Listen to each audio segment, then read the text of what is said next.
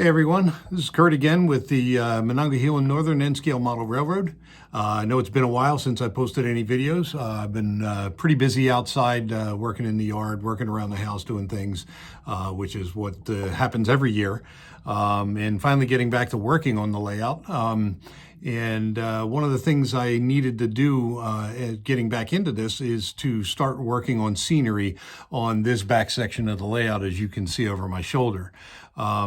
There's another section of track, another couple of sections of track that have to go in front of this. So I have to build out from this point in the front of the layout here further out, and then I wouldn't be able to reach back there to be able to do what I need to do.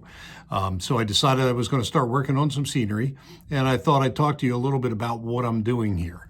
So as you can see, I have plaster cast materials. I have some styrofoam down here. I'm using a combination of styrofoam and screen material, and then the plaster cast material. And a funny story about the plaster cast material. Several years ago when I started, when I was working on this layout in the garage, my wife works for an orthopedic surgeon. And she brought me home 2 big boxes of plaster cast material, you know, stuff that you cast people with. This was 17, 18 years ago. They stopped using this and they started using other materials. And so I have tons of this stuff, like 100 rolls of it in 2 big boxes that she brought home for me. And I decided to check it out and see if it still worked. And as you can see, it's working fine. It's still doing a great job. So I don't have to buy any of the plaster cast material from Woodland Scenics or any other place in order to be able to do this. And so far it's working out really well.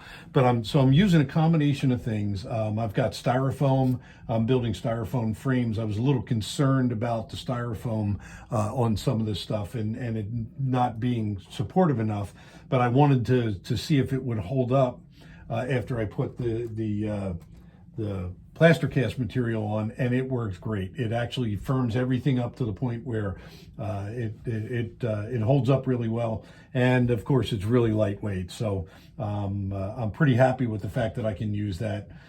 So I'm pinning this screen material on, then I glue it down so that it doesn't move. Then I lay the plaster cast over top, and so it seems to work out. And then I'm buying forms so I can make rock formations and doing all kinds of stuff. I'll buy some precast rock formations as well. So up here, I had to take all my bridges out, as you can see. So I had a bridge here, I had another bridge here, and then there was a bridge up here. I took out all my bridges so I could work in here without making a mess out of things, and I have them sitting right here so I can put them back in place and make sure everything's where it needs to be, and just drop them in place. This big bridge, which I know you guys have seen a number of times, goes there. So what's going to happen here is that this is a river it'll have rapids coming down into a waterfall. I have a big basin down here. I think I have to extend this, and then I'll have rapids coming off of this going down further downstream. And so that's where I'm at about right now. And so I'm going to show you how I'm handling putting like plaster cast material over stuff like this and putting it in here and building out the sections down here for the bottom pond where the waterfall will come in. And so I'll do these videos up and you'll see them as I come along and move through this whole process. So when I was looking at everything here and trying to figure out how to put this tunnel portal in, I realized that I really need some support behind it. So I cut a piece of styrofoam out using my styrofoam cutting tool, and then matched up all the casting material into there. So now this is pretty solid. It'll stay in place. I'll glue this to it when it's all done. Then I'll run some styrofoam board inside and paint it like a charcoal gray so that you don't see any of the woodwork inside. This is all going to come down down the mountain. There's another tunnel portal that'll be right around in this area for this bridge here, and then another one over in this area. And this is what I'm going to be working on next, is to try and figure out how to put all this together with this tunnel portal in there. So I cut off a strip of the plaster cast material. This is my little bucket of water here. And I'm going to get this nice and wet, let it sit in there and soak up some of the water on the plaster.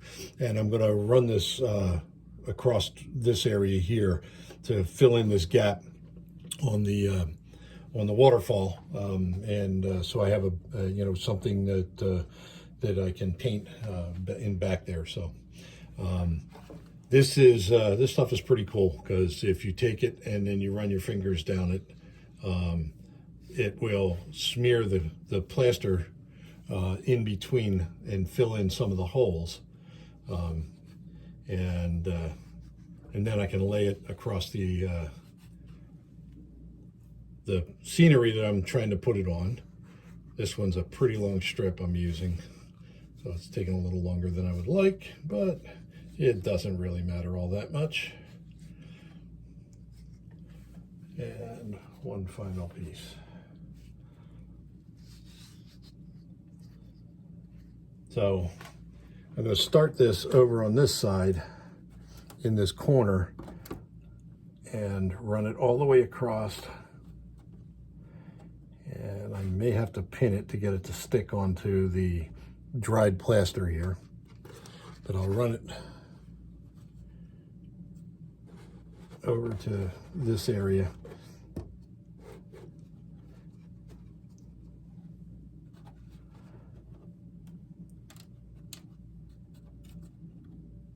And it takes a little while for this stuff to dry, but it does still dry fairly quick, so I don't have a lot of time to play with it.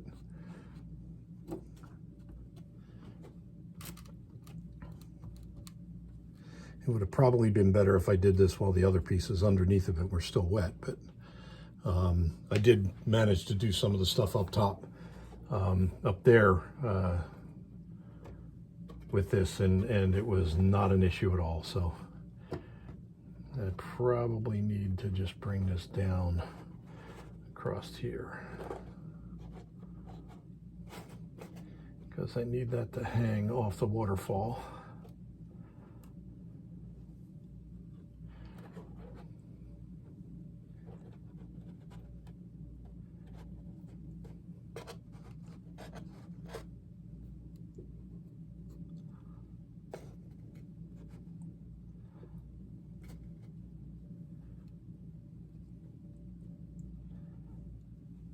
And as it dries, I can manipulate it a little bit if I need to. And so laying it up on top of the screen is, having the screen in here really works out well, because it creates a basic form for what I want to do. And then I can use this, once it starts to harden a little bit, I can manipulate the screen material a little bit to form it how I want it while it's still slightly wet. And once it hardens, you can't do a damn thing with it. So then the next piece I'm putting on will be right across here. I'm going to bring this down to fill in the space down here. I've got to watch out for the spot where I'm going to be putting my bridge pier, so I don't want to cover that up at all. I got to get this in place in such a way that it doesn't interfere with that bridge pier. And keep in mind that this plaster cast is just a starting point. Everything under this, all of this is going to be covered up with some additional materials, maybe hydrocal or some other type of plaster material that'll finish this all up and make it smoother. Put rocks in it. We'll carve rocks in various places. We'll put some form across where the river line comes in. But the whole point here is just to start getting a solid framework, where I can work on everything underneath of it. So this seems to be working out pretty well. I can also not, wet this too much. I don't have to smooth out all of that plaster that's in these, and they'll be a little bit stiffer. But I find that if it's a little wetter and it's not quite as stiff, then I can form it a little bit better as it starts to dry. And we'll add the next piece over top of this.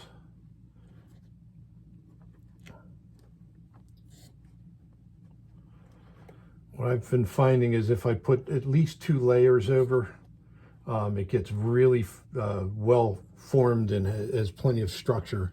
So I'll overlap another piece over top of this one as well.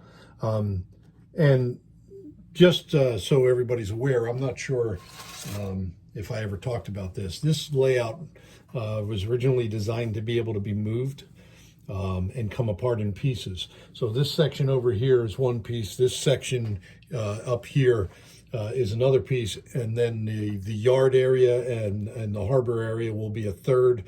And then when I build the town on top of the far end of the layout, that'll be a fourth. All the wiring is, there's terminal buses mounted underneath, so all the wiring comes into there. I can disconnect the wires from the top of the terminal bus, and those wires are the ones that go into the next section of the layout. So putting it back together, the hardest part will be getting all the tracks to match up. So when I'm doing my scenery, I'm going to cut off at this point, and then when I do the next section over there, I'm going to lay the scenery in such a way that it'll sit underneath of this, and it will allow me to actually take it apart at some point if I need to, but I'll figure out a way to disguise this whole seam.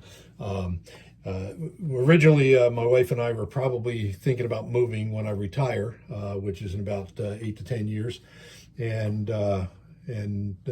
we've pretty much decided we're going to stay here now. So I probably won't ever have to move the layout, but I'm still going to plan on the possibility of having to do it, because I don't expect to get this layout done for probably another 7 years, 6 years, 7 years, maybe longer.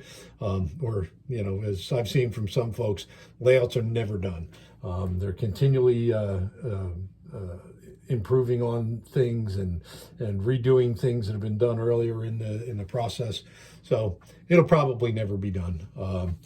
But it is still going to be able to be taken apart. I haven't soldered any of the joints in between the sections, so it should pull apart once I take the screws out from in between. And I want the scenery to be able to come apart just as easy. I don't know how well it'll travel. That could be a disaster, but that'll just give me something to do if I move it to fix it all up again and make it pretty. So one of the things I just learned while I was putting this piece in, working with this stuff, is it starts to get sticky. When it starts to get sticky, your hands will pull it right off. But so I just keep dipping my fingers in water, which keeps this damp enough to continue to work with. It also helps, it stick to the pieces underneath. So just a little tidbit of information if you ever have to work with this stuff. I would imagine that the plaster cast materials that you can buy from Woodland Scenics would work similarly. So I'm putting in the final piece coming from the top down over the waterfall. And now I have pretty much 2 layers of the plaster cast material over this section here, which gives it enough support, and also I think will be a great way to have the forms set up so that when I start putting other things on it, it'll be strong enough to hold up to anything I want to glue to it or plaster onto it as I get further along with the details of this whole thing. But it's coming along pretty good. I'm pretty happy with how this is all coming out. And I'll keep you posted as I start getting into more details with making the waterfalls, adding the water and all that stuff, and coloring all of this, because I got to do all the coloring next, I guess, once I get all this framework done. So I'm working on the last couple of pieces here, coming up in off of the river at the bottom, and I got put this piece in here, and then I've got to figure out exactly how I'm going to put this tunnel portal in, so I'm not going to work any further back into that. And I'm going to put put this final piece in, but I want to think about this because I have to put something in here that's going to look like a concrete support for the bridge, the arch bridge that goes in there. So I have to think about what I want to do in this piece first before I actually put a piece of plaster on there, because I might want to cut this screen out and put a piece in there that looks more like a a big piece of concrete or something, and a piece of styrofoam that would work or whatever. So I got to think about how I want to do that. So for today, that's about all I'm going to do, I think, and I will put up another video as I get further into this and start detailing it. Have a good day, guys.